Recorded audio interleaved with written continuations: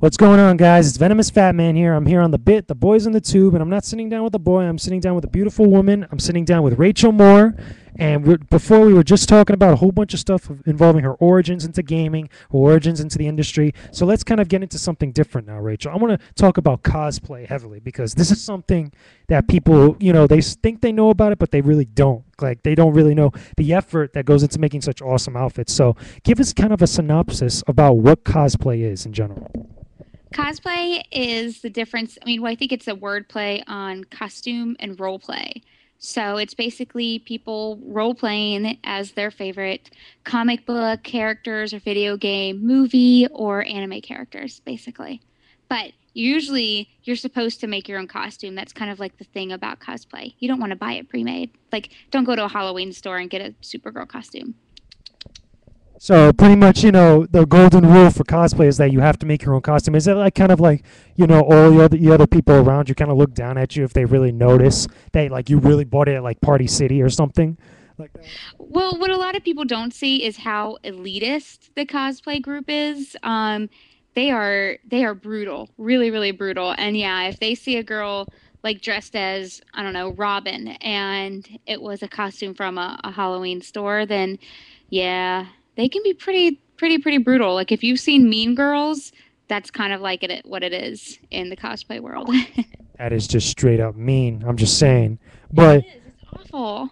But I wanted to ask also, are the people kind of in the cosplay world that are really sort of elitist and stuff? Are they really pretty much when it comes to like actually being correct about a certain character or a look for a character? Do they get really nitty gritty into the details about what goes on with that character?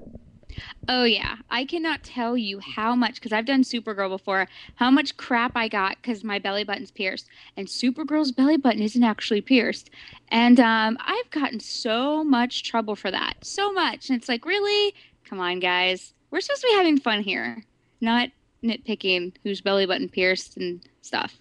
Yeah, exactly. Like you can always improvise. You can always put like a Supergirl, what is it, belly button piercing right on there. Little Superman Yeah. something See, like. my cosplay, the way I like to do it, I don't do it as strictly by the books as possible. I try to be like, if I was this character, this is what I would look like, or my version of that character. Not everything has to be spot on, because who has fun doing that? You got to put your own spin on things. Exactly. So I wanted to ask also, do you think that's probably the best part about cosplay is being able to put your own flavor into something that's already there or what you have to work with? Oh, definitely, that's my favorite part. I know there's some girls that cosplay and their favorite part is just getting different photo shoots and stuff. But mine is definitely being able to put my own spin on some of my personal favorite characters, and it's just a lot of fun. Like my whole thing is, if you're not having fun doing something, then why do it? So I love cosplay.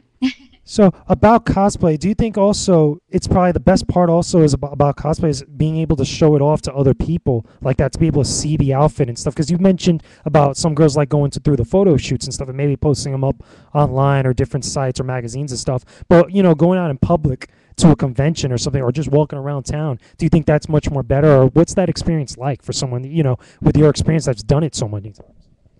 Yeah, to me, I would rather be on the show floor getting pictures with like fans and people that recognize the costume or just like the costume than a lot of girls at Comic Con.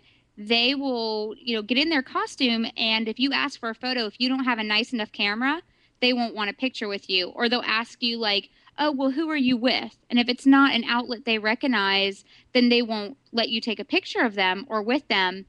And they kind of always just go off into a corner and only do photo shoots, but they won't let any of the convention goers photograph with them.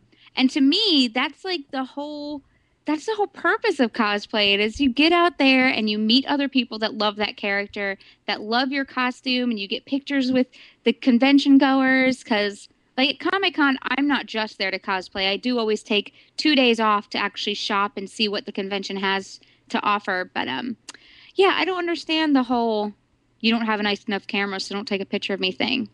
Do you think that is more doing parts of maybe shyness, or is it much more along the lines of being arrogant or being, kind of, elitist, like you said? The girls that I know that are like that, that it's only about the camera, is all about exposure. They just want, they want Playboy to pick up their picture and publish it on their site, or they want G4 to put them on TV in their costume, that kind of stuff. So they don't really care about the convention goers who have respect for the time and work they put in their costume. To them, it's all just about exposure. It has nothing to do with shyness. Now, you keep mentioning about females actually doing cosplay, but what about males? Because I know I've gone to a couple conventions myself, and I've seen some males dressed up as like their favorite characters or their favorite, type of video game characters or anime characters or whatnot. But do you actually see a lot of male characters, or is it more predominantly female that are actually doing cosplay like that? It's 90% female for sure. But guy cosplayers are sometimes the most funniest because they come up with the ridiculous characters that they want to cosplay as. And a lot of times their costumes are just really, really creative and really funny. So I do enjoy guy cosplayers as well because they can be really funny. They're not as like picky about it as a lot of females. They're just like, I'm going to be cardboard boxhead man, and that's his cosplay. And yeah, more power to them. Because again, as long as you're having fun, that's all it you need to be doing. Yeah, nothing wrong with that. Being a cosplayer and actually putting a lot of work into the actual outfits that you wear. Do you think it's much more, like I said, there's like pretty much a very slim amount of people that are male doing cosplay. Do you think it's much better to actually collaborate with that male audience or not to actually collaborate with them and collaborate much more with the female audience that's actually doing the cosplay? Which one do you get the more kind of, creative, inspiration or the creative, know it how, by, what is it, talking with them? I'm not really sure. I have never really sat down with like a guy cosplayer and helped plan out costumes or anything.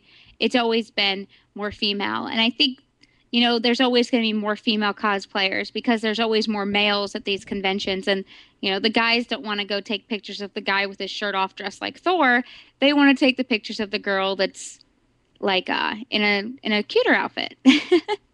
Nothing wrong with that. Trust me. From a guy's perspective, there's nothing wrong with that. I But have no problem with that either. I'd rather see the hot slave Princess Leia than the tubby Batman. it's eye candy. So, but yeah, Exactly. moving on from there. Let's talk about some of the characters that you've done and some of your favorites that you've done in the past or that you want to do in the future. Tell us. I know you talked to me a little bit about the Kratos cosplay off camera, but kind of mention a little bit about it. What was it like for the people that want to know, how it was being Kratos or female Kratos for a day or two. Kratos was definitely probably my favorite costume, although Cammy is closer to my heart because I've done Cammy several times now, and her costume just feels right on me. And I'm not talking about like the material or anything, just the I don't know, her character. But Kratos was my favorite. But that one was really hard. I had to wake up at 4 a.m. I had a makeup artist come in, and she completely body sprayed me down with a light dusting of white body paint to give that ash, because Kratos is actually covered in ash. So to give that look, and then she had to do the red down my eye, and then the blades of chaos were actually chained to my wrists and attached to my wrist guards. So I had to carry those things around for 8 hours. I couldn't eat. If I had drank, somebody would have to hold a cup for me with a straw. But it was really fun. It was definitely an experience. I know. Well, right now we're actually looking at one of the cosplays now of one of the pictures of when you were female Kratos, and you can see it here, guys. But I wanted to ask also, coming up with the actual like color scheme and everything, and was it kind of fully correct as far as like what Kratos is, how he looks and stuff like that, or did you have to go in and actually take a lot of creative liberties to make the outfit? I tried to keep it as correct as possible, like the belt. I mean, I would go in and I Googled tons of pictures. I contacted some of my friends at Sony to get some like concept art for Kratos and stuff to really try to match it. The skirt, of course, is a little bit shorter, and of course, Kratos doesn't wear a top, but I had to. For reasons Obviously. that are pretty obvious. So I wanted to make it like if Kratos was a female, this is what he would look like. This is probably what his top would look like. And of course, Kratos doesn't wear high heels. So I bought some high heels and I made them all dirty looking like they'd been through war. And so, yeah, I tried to keep it as close to Kratos as possible, but just tweak it. That's pretty cool. Now let's talk a little bit about Cammy and some of the others before we kind of get cut off. Obviously, with all those kind of creative liberties that you took with Kratos, Cammy was a little bit much more linear.